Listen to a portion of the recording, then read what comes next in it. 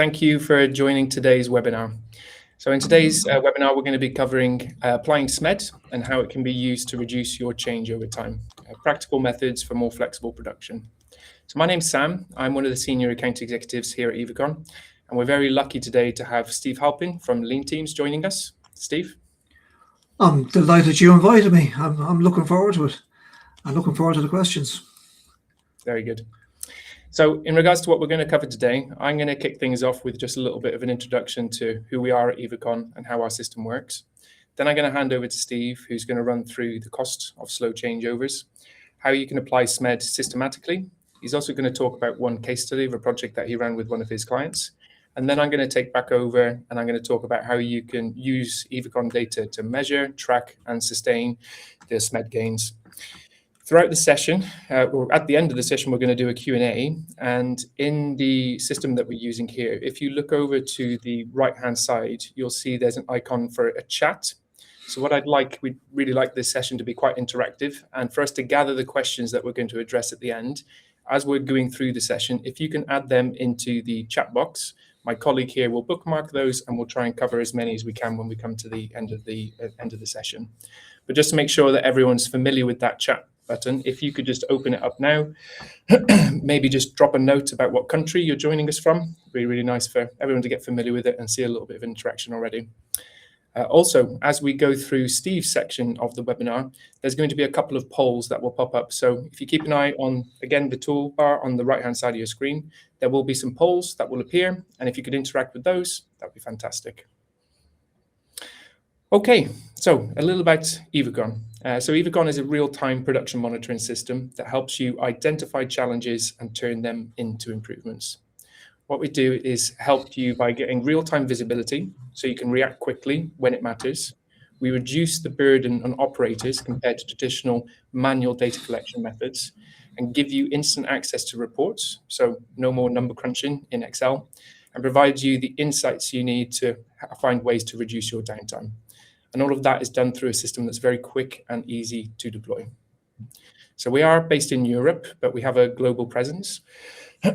We're serving companies in over 65 countries. The system's available in multiple different languages, and we serve various industries, right from food and beverage to high-end electronics. And how the system works is one of the key benefits of Evocon, as I mentioned, is that it's very easy to set up. Implementing Evocon at your company is a very low-risk project and requires minimal investment of your resources. It's as simple as attaching some sensors to your production assets and connecting them to the IoT device so you can visualize your production data from day one. So as we're collecting the information from the machines, the production assets themselves, you gain information that you can trust and ensure that availability, performance, and quality is collected automatically. In regards to the hardware that you'd require, our team is here to identify or help you understand what your requirements are, and we can provide everything you need to get up and running. Once the hardware is connected, it's transferred to the cloud via our IoT devices, allowing you to access and visualize your factory data anywhere in the world. Sorry, just a second.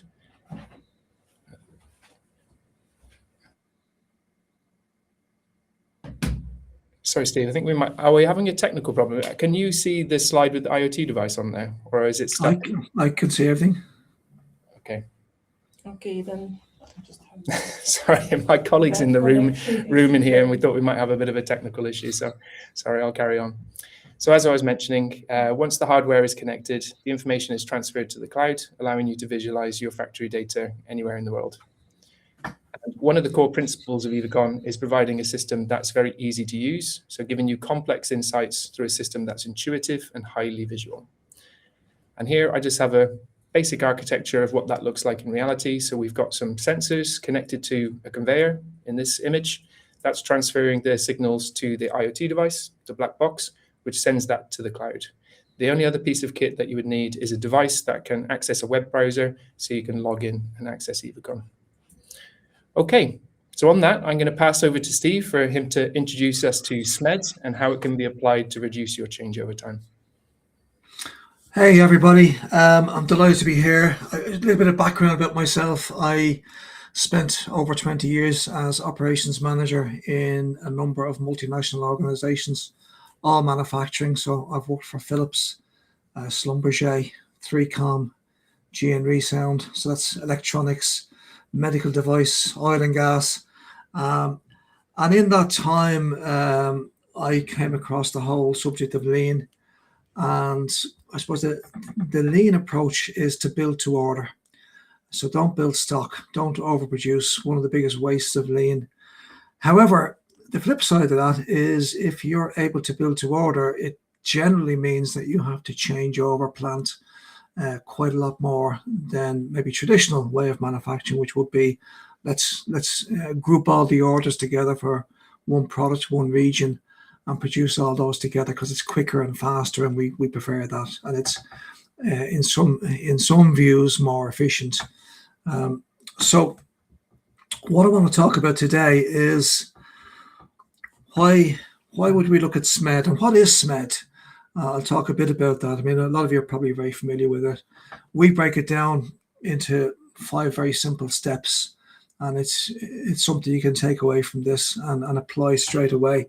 I'm going to give you a manufacturing case study that we did with a pharmaceutical client with an incredible turnaround and change to their whole production area. And then back to Sam, and we'll talk about Evocon. I came across Evocon a few years ago, and it was very similar to a product I used years back in the UK.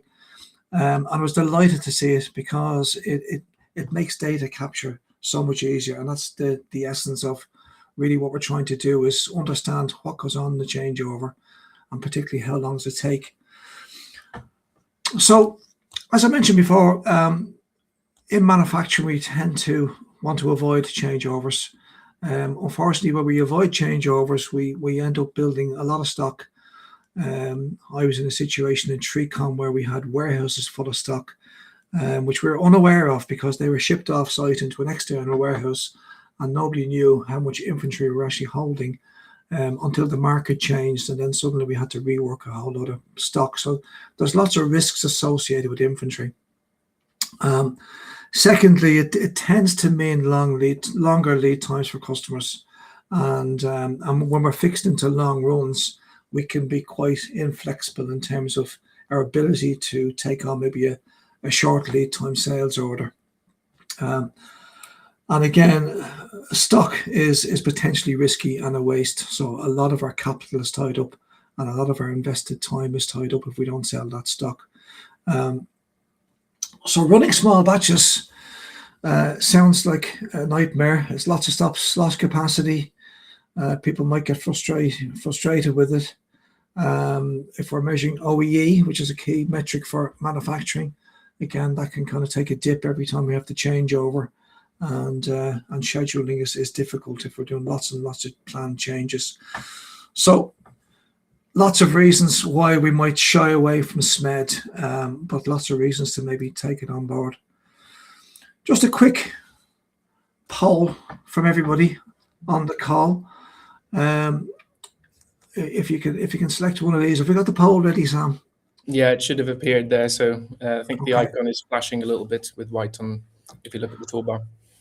So I'd just be interested in the changeover time in your own situations.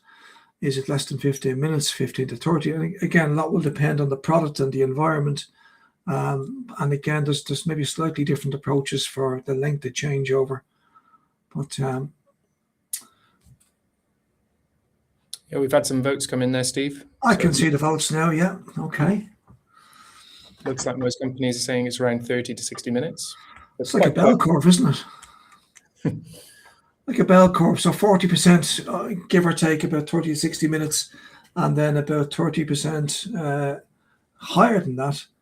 And then in total, about 14% under 15 minutes. So it's really interesting. So a lot of you are looking at this kind of changeover time around about, 30 to 60 minutes. And again, that's not unusual. Okay. So, and again, many of you may be familiar, but I'll go over this again.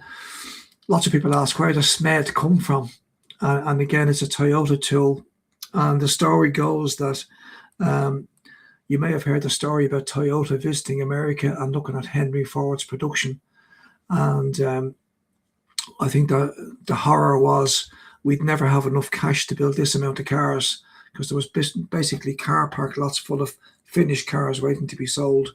And I think a story goes that they got more inspiration back in the 50s from the American supermarket. And they were fascinated how they could go into the supermarket, buy a product, come back the next day, and that product was back in stock. So how did they manage that? And that really got them thinking. And back in the plants, heavy machine changeover in Toyota at the time, and anybody who's been to Toyota may have seen the scale of some of these power presses that press out the metal parts. But these would take hours to change over back in the 50s. And I think Ono and Shingo realized that unless we change this, we're never going to achieve this goal of producing only what we're selling, because we'd have to change over quite a lot. And they really set their sights on trying to reduce that changeover time. And when they got this number of hours changeover, some people quote 9-hour changeover time, when they got it down to 9 minutes, they said they'd achieved single-minute exchange of the die in the power press. So that was their goal. So there's no real science or rationale behind any other company trying to achieve that. That was just their experience, and this was a huge milestone. But they called it SMED, single-minute exchange of die. And then they, again, I suppose, retrospectively, tried to figure out, well, what do we do? How do we put this into a process? If anybody is looking outside of manufacturing, I apply this with service organizations as well. And I talk about a critical window. Sometimes we're on a timeline and we've only got a certain amount of time to do a particular job. So you can actually apply this thinking to critical timeline, or where time is very, very limited to get something done. A key concept of changeover is this concept of internal and external activities. So during a changeover, there are certain things that can only happen while, in the manufacturing case, the plant is stopped, or in the service case, while we're in that critical window. We can only do the job in that particular time. However, there's probably things happening in that time in both cases, which we would label as external. There's potential for those things to be done either before or after the manufacturing changeover or the critical window in services. One of the examples that's often given is, again, if you go onto YouTube, you can see I think it was Lando Norris's pit stop in the Qatar Grand Prix 2023, 1.8 seconds. But if we compare that to changing a wheel at home, I often ask this in the training classroom. I say to people, how long does it take you to change the wheel of a car? And maybe the average answer is somewhere around 10 to 15 minutes. Now, if I was to video that 10 to 15 minutes, we'd see exactly how long it took to get the tools from the boot of the car, exactly how long it took to get the jack in position, to raise the car, to unbolt the wheel. So all of those could be broken down into elements. And if you look at the Grand Prix changeover, it's effectively what's been done at a big scale on how do we really get that down to something like 1.8 seconds. So all of the elements are in there. So what are the elements? Okay, probably the hardest one, and one that many companies don't do, is they don't observe the changeover accurately. So video is a fantastic tool these days. Just get the video, and maybe even a number of videos. If there's multiple people involved in a changeover, we need to track each person's activity in that time. So number one is observe and measure and track. As I said earlier, the second task then is to critically look at each of those tasks and say, is that task an internal or an external task? So if I was going back to the changing the wheel, now if that was absolutely critical and I needed to be as quick as I can in terms of the pit stop, the car certainly doesn't pull into the pit and then somebody goes and opens a boot and takes out tools, and those tools are already in place in the exact place they're going to be used before the car comes in. So we've kind of externalized that and said this will all be ready before the car stops, and so on. So every single element can be broken down into an internal or an external element. The third step is to critically look at some of those internal elements and ask, can we take them out of the critical time window or the changeover? I'll explain a couple of these later. And then where many people often go to is straight to number 4, which is how do we make the whole thing faster? How do we streamline the internal activity? And many companies have gone down the road of spending huge money to do that. But actually where the money could have been saved with steps 2 and 3, we've gone straight into automation or a lot of extra tooling. Step 5 is just the sustain piece or the standardization piece. It's not necessarily a time saver, but if we're going to achieve this routinely, then we have to put systems in place. We talk about 5S in a Lean context for workplace organization. So let's go through a little bit more detail. If we're going to observe a current changeover, as I say, for me, the best tool is video and accurately video a changeover from the time that we finish the last run right through to when we're producing good product in the following run. Capture all of that on video. It's one that you can then sit down with the team and actually look at the video in great detail and have a conversation of what exactly is happening. And the idea is to translate that video into a set of steps. So how many process steps did we go through in that changeover? And again, quickly write them all down. How long did it all take? And just by looking at the video, my experience is the team will already be waking up to ideas. They'd be saying, well, I didn't realize that took so long, or why have we got that placed over there? Or maybe we could organize this better. So as I say, in the insight, most teams have never watched their own changeover end to end.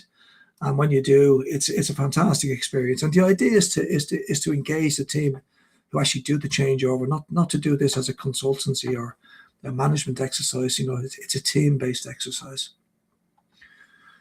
As I say, this is where we can get some really easy, quick wins. So internally, things must happen during the stop. So for example, if we're removing a part from a machine, I can only do that when the machine is stopped.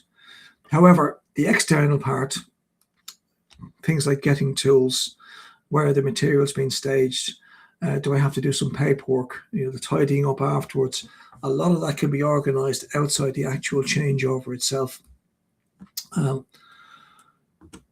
And again, some people are stuck with the way we've always done it. So be honest about questioning whether or not something could be done externally. So some people might say, oh, I can only do it when the machine is stopped, and that's when I notify somebody else. I mean, sometimes people in a pharmaceutical context are waiting on quality, and they say, oh, we have to wait for quality to come along now. And the question will be, well, could we not have had some simple notification in advance so that we didn't actually have that wait time? So small little things. So again, finding on here, on first pass, probably a little conservative. If nobody has ever done this before, you probably exceed 15 to 25% saving. If you have done it, again, to critically look at this with the team, there can be a big saving in just this exercise. All we've done is measure everything and critically look to see, could we be more organized about the changeover before and afterwards? So step 3, converting the internal task to external. So could we pre-stage things, tools, parts, kits, paperwork, all ready before the line actually stops? So a lot of this is with planning as well. So making sure that we know when we're going to do a changeover, and it's a bit like having that whole pit team in place before the car comes in. It's already in place and everybody knows exactly what they have to do, how long they got to do it, and everybody's in the same synchronization. Same with the changeover. We have to have everything ready. A lot of simple things like presets, preheats, and pre-adjusts. So bringing a new setup as close as possible to being ready. This is something that the Toyota guys studied. They realized early on. They were only ever going to get that power press changed over by using things like cool down and preheat to avoid all of the waiting time for temperatures to align and adjust. So preheating tools before they went into machines was a massive part of their time reduction. And The last piece here, really important, standardizing interfaces, common fixtures, common bolt sizes, common heights. I'll just talk very briefly about a manufacturing case study afterwards where when we first went in, although the equipment looked very nice and presentable and very polished, all the Allen keys were countersunk into this piece of equipment that had to be changed in the changeover, which meant a very fiddly Allen key adjustments to take every single little bolt out of the assembly. And in the changeover, we just replaced that with little wing nuts that didn't look pretty, but made the changeover a fraction of the time that we had before. So, step 4, why it matters, makes existing internal work faster. The step 3 makes it disappear because we've taken it out. So, for example, a 30-second task moved outside the window is worth a 30 seconds. Is worth a 30-second task that you've cut to 10, except that it's permanent. So, taking things out is the main thing. If we can streamline how long it takes to do what's left, you get a similar saving, but the easier saving is the previous step. Okay. Okay, so streamlining what's left inside. So everything that has to be internal. So like I said, replace bolts with clamps. Working in parallel, this is an interesting one. I did a study with a group in a manufacturing plant where one line was under particular pressure because its capacity, its demand on that line was far higher than another line. Yeah, and that line was actually working overtime at weekends. Yet when they did a changeover, it was only the person running the line who actually was involved in the changeover. And the simple thing was, why don't we stop the other line and use some people to help with that changeover? Just work in parallel, which actually, believe it or not, half the time. And the last piece, eliminating adjustments. I've seen lots of highly calibrated adjustments where things like template blocks or template settings or pre-settings completely reduce the amount of time that it takes. So, it was one of the elements that improved the case study I'll mention briefly in a minute. So, for example, if your operator is using a measuring tape during a changeover, you might have an opportunity there. Just design a template and remove the need for the measurement. The last piece is not a big time saver. It's about getting standardized in the area. So if you have tools that they all have shadow boards or a home or a mobile unit that comes to the location of the changeover, you may have changeover kits. Again, standard templates for setting up, standard templates for putting away. So if the preparation is sloppy, the changeover will be sloppy. And the difference between a best run and a typical run is almost always the quality of the preparation in the operation. So this is a brief case study. I was in a pharmaceutical manufacturing plant, and they were filling containers. It was actually a cream, and in this particular case, there were different size of what they call jars, the containers, plastic containers. So this particular machine was the jar unscrambler. It basically presented the jars in an upright position to where they were going to be filled. So they're all upright in the right orientation. And all these units went into a hopper, and they were unscrambled and placed in the right side up. So basically, when they moved from something like a 250 gram to a 500 gram jar, a lot of the pieces in this unscrambling machine had to be changed. So there was quadrants inside, there was sensors, the chutes, the widths, all of these had to be changed. Before we did this exercise, I suppose the story here goes that this company was running out of capacity, and the general manager said to us he thought they had to move to a new site.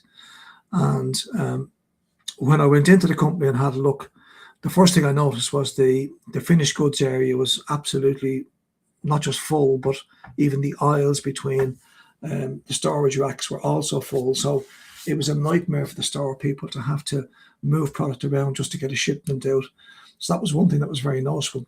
The second thing, on the lines where changeover seemed to take an awful long time. And when I spoke to the people on the main line, they said the average changeover for something like this 250 to 500 grams will be about 3 hours.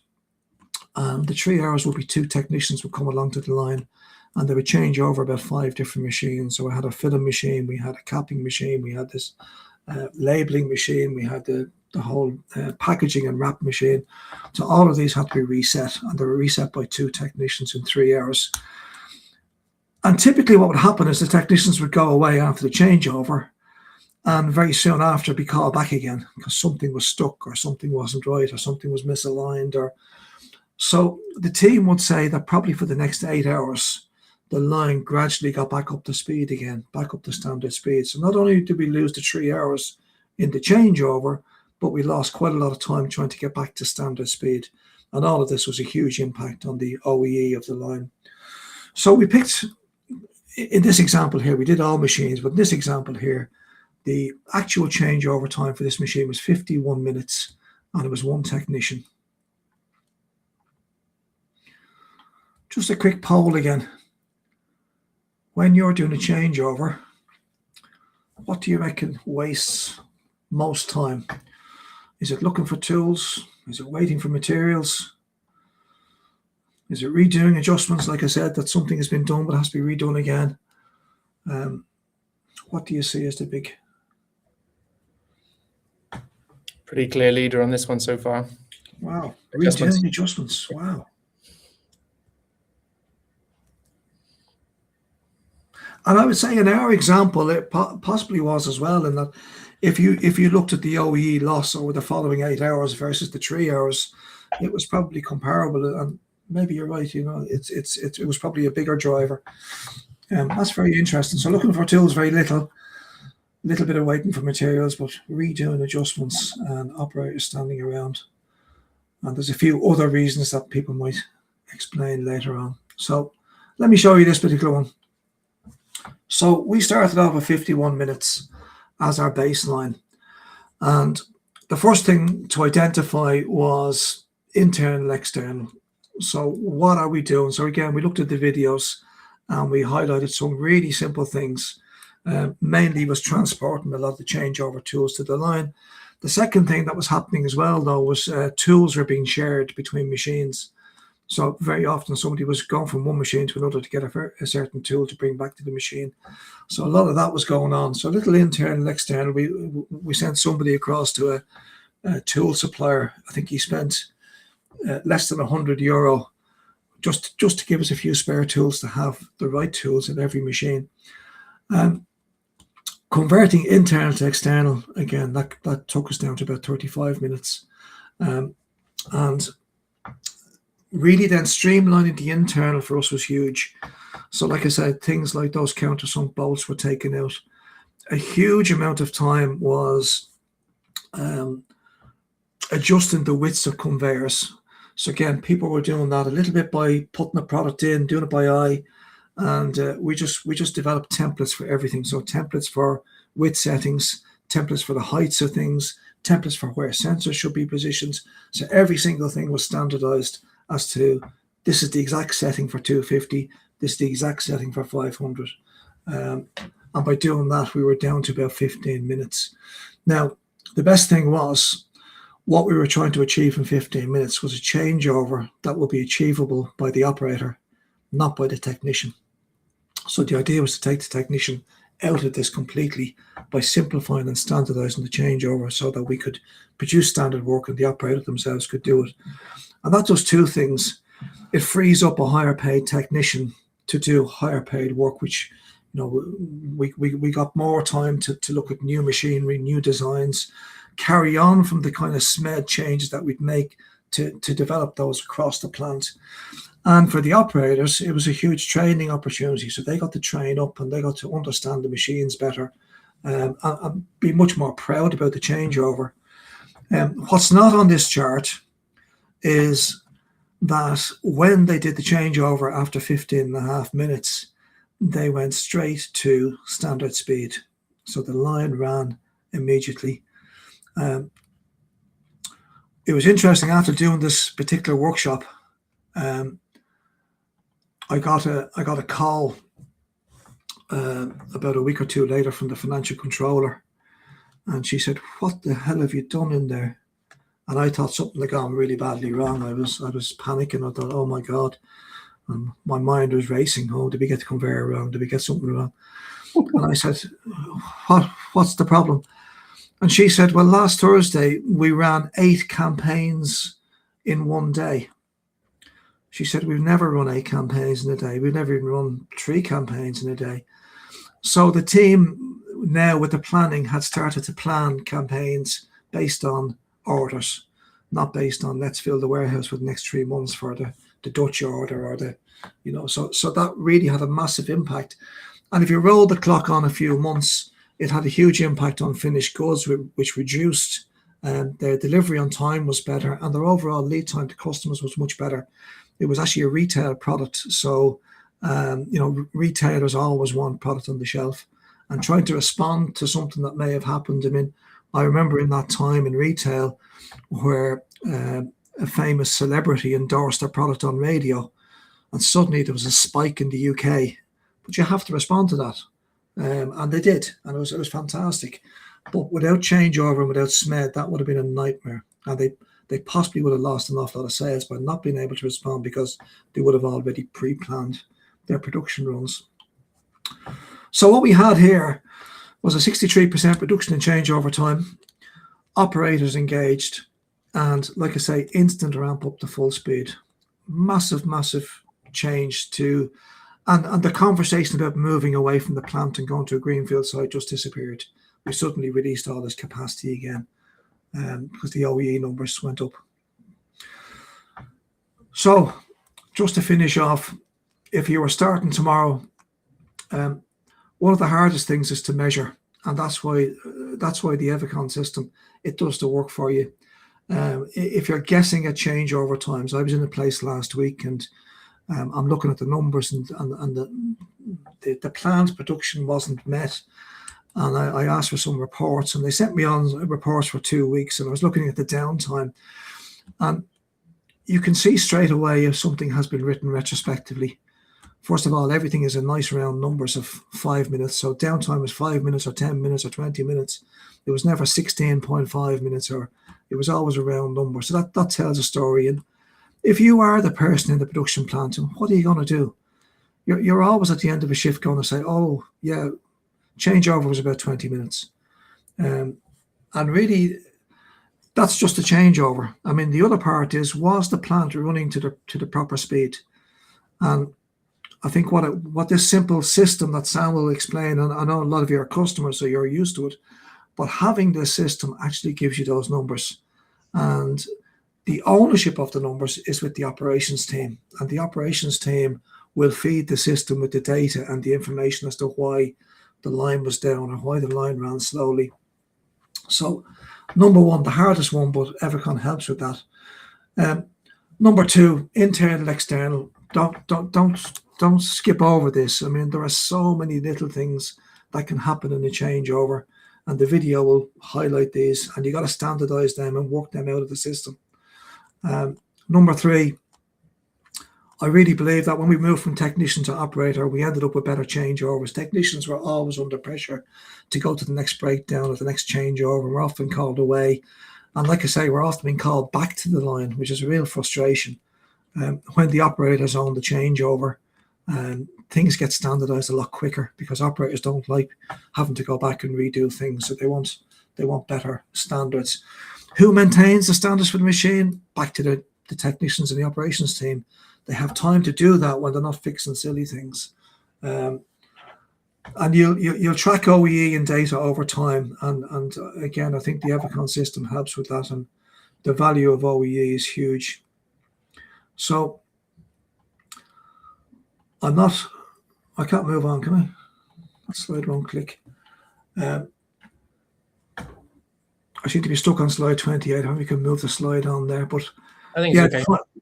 The final thing is that, as I say, the system, and I've seen a couple of companies implement this and been highly complimentary about what it's done for the operation, but also, which you mightn't think up front, it gives a voice to the team in the production process.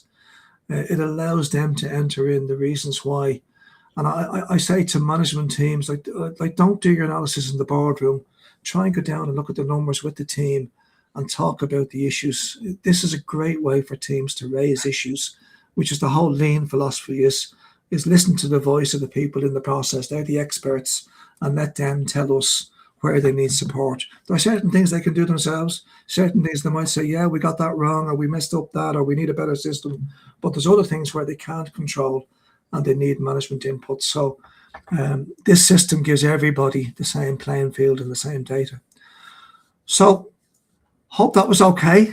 Thanks for the opportunity to explain, and I'll be delighted to answer any questions on any of that afterwards. Yeah, that was fantastic. Thank you very much, Steve. Really appreciate that run through of SMED and also for the kind words for Evocon. So I'm going to just quickly run through a very simple scenario of how I could use the Evocon data and apply some of the theory that Steve's been through with SMED. But as I'm going through this, now Steve has finished his section of the webinar. I've been keeping an eye on the chat. We haven't had many questions so far. So if you do have any questions for Steve or myself, please do add them in the chat. We're a little bit tight on time, but I still hope that we'll have a couple of minutes at the end to answer some of those questions. So in regards to Evocon and how data can help you sustain or reduce the time for your changeovers. I think everyone's familiar with the old quote, you can't manage what you don't measure. And when it comes to measuring and tracking production changeovers, a real-time production system like Evocon is really the best way to get the true picture. And as a recap, so Evocon is connected to the production assets themselves with sensors and IoT. So we're not reliant on the operators to track the time about when they start and when they finish working on a changeover. The machine availability and the performance is tracked automatically, so meaning there's no more of that guesswork or estimations that Steve was also mentioning previously. So I've put together a very simple scenario, and in this idea, I'm a production manager managing a few machines in my factory. I believe I can reduce my time for changeovers. I just saw a really cool webinar about SMED, and I want to put some of those things that I've learned into practice. So luckily, I've got Evocon already installed at my factory. So I want to use that data to understand where I am today and track how things improve in the future. So using the Evocon reports, I've gone into my downtime report and I've looked up a very typical week for us. So one of the early weeks in April, which was from the 6th to the 10th, it was a very standard one. So I've looked up that downtime period or that report, and I wanted to understand what our current situation is. So I can see over that week, we had 30 events, aka 30 changeovers. And over that time period, that resulted in 6 hours of lost availability. And our average in this week was 12 minutes for each changeover, which is actually pretty good. But I believe I can improve on that. So just from this first report, I've already established what my baseline is today. And this is before I've even introduced this project to the team. I can see the main thing here is that the average time for changeovers is 12 minutes. But I want to look a little bit deeper. So next I wanted to look into the different products and see how they compare with their changeover times. Now, in my made-up factory here, my products are quite similar, so there's not a huge differentiation in the time spent for changeovers. However, I can see that 5 of my products are above the average time of 12 minutes. And what I've done with this report, if I've just changed the y-axis here to look at the average time. However, if I'm looking at this, I can see the product that has the quickest changeovers is my Atlanta product at 8.5 minutes, and the slowest is the Washington product, which is over 13 or closer to 14 minutes. Still, I want to go a little bit deeper, and I want to have a look at how my team are performing. Maybe some team members are doing better than others. So here I've looked up my operators and looking at how their changeover times are different. So from left to right, we're looking at the total duration for changeovers based on each operator. But I've also added a second y-axis with the line, which is indicating the average time. And if you look in the middle of the report there, we can see a big dip and a big rise. So the dip is actually highlighting my best performer, which is Marcellus, and his average changeover time at the moment is 10.5 minutes. And then next to him, where you can see that spike, that's Butch. So Butch is having a little bit more trouble. He's taking longer than most people. But the reason I've picked those two is they've had a good amount of changeovers during this week, but they're the two differentiators, Marcellus being the fastest and Butch being the longest. So based on this, I've already got a pretty good outline for my SMED project. I've established there's 4 variations of changeovers that I want to review with the SMED principles. my idea is I want to get 4 videos of the changeovers for the Atlanta and the Washington product. And I also want to get a video of Marcellus and Butch to compare how their processes are different to each other. So I collect those videos and then I run through the steps 2 to 5 that Steve went through, which is differentiate, convert, streamline internal, streamline external. And following this, I'm setting myself a target of a 33% reduction in the average changeover time. And ooh, look at this. So now with the Evocon data, I ran that project through April. And now I'm looking at another very typical week, which was at the beginning of May. So again, that week was the same as we had in April. We had 30 changeovers, but I've managed to reduce the total loss for changeovers to 4 hours. So that's 2 hours saved per week. And I managed to hit my target of an average changeover time of 8 minutes. And then if I look at my products, so this is the same report as I was shown previously. My Atlanta product was the fastest performing before. So I've managed to get a good reduction in that of 2.5 minutes, but the Washington has also had a very big impact of 5 minutes. I can notice on this report here in the middle, we've got my Aber product. So that's the next phase. I want to dig into why that one is a little bit different. And then if we then move on to see the operators, same thing. So Marcellus was already doing a good job before. He was a key stakeholder in this SMED project, helped us document what he was doing compared to the rest of the team. He was still also able to reduce his average changeover time by 2 minutes. Butch, unfortunately, he's still got a bit of work to do. He's still got the highest average, but still he's made a very big improvement too. So he was able to reduce his average changeover time by 5 minutes. So my very simple SMED project has been a success. I was able to very quickly establish my baseline, run the first phase of the project, and already saw some really good improvements. But that's just the first phase. I don't want this just to be a short-term win. The team with me have done some really good work on this, but I want to make sure that things don't slip and we don't fall back into our old habits. So what other features are there in Evocon that can support me with this? So I showed a few reports there and how you can keep track of this, but there are other features that you could activate if you're already a customer, or if you're a new customer, these are things that can also help you. So first one would be requiring an extra note from the operators when the changeover exceeds our average time of 8 minutes. So if it's under 8 minutes, an operator adds the changeover and they carry on with their work. If it's over 8 minutes, then we want them to give us a little bit of extra insight. So that's extra knowledge for me as the production manager to understand what things or challenges the operators are coming up against, to think about what we can improve later. And also within Evocon now, we've got a very nice AI tool that can review those notes too if it's collected over a lot of different machines, lots of input from the operators to give you some analysis as well. Next, I've got real-time alerts. So I'd like to set this up for any time a changeover takes more than 15 minutes, which I would consider, it's quite a bit above average. It's too long. I'd like to have an automatic email alert to go out to the line supervisors so they could go over and have a look and see if there's something quite critical happening. Again, that's to make sure they can react quickly. So if Butch is on the line, he's having his problems, the changeover is taking over 15 minutes, the line supervisor can speak to Butch and understand right then, while it's still fresh in Butch's mind, exactly what's going on and how we could tackle that in the future. I can also set up dashboards reviewing the main KPIs that I want to track related to SMED, so changeovers based on products, etc. And then I can also use checklists. So checklist is the tasks that propped up in the shift view for operators to complete. So this can be used for prep tasks, process tasks, and also the reset tasks. So after they've done the changeover, related to what Steve was mentioning about 5S, making sure the workstations are left in the right way. So when the next changeover comes along, we're not looking around for tools. Okay, so the webinar was scheduled until 45 minutes past. We're about to hit that, but I think if we have some questions, we might overrun a little bit to answer those. On the screen here, you can see there's 2 QR codes. There's on the left-hand side, there's a QR code so you can book a meeting with us directly. If you wanted to speak to your account manager, you can use that. Or if you're a first time seeing Evocon, you can book that and we can have a discussion about how we might be able to help you. And on the right-hand side, there's a QR code for Steve if you wanted to schedule some time to speak to him and get his expertise. But as we've got a few minutes left, let's see if we have any questions. Oh, quite quiet.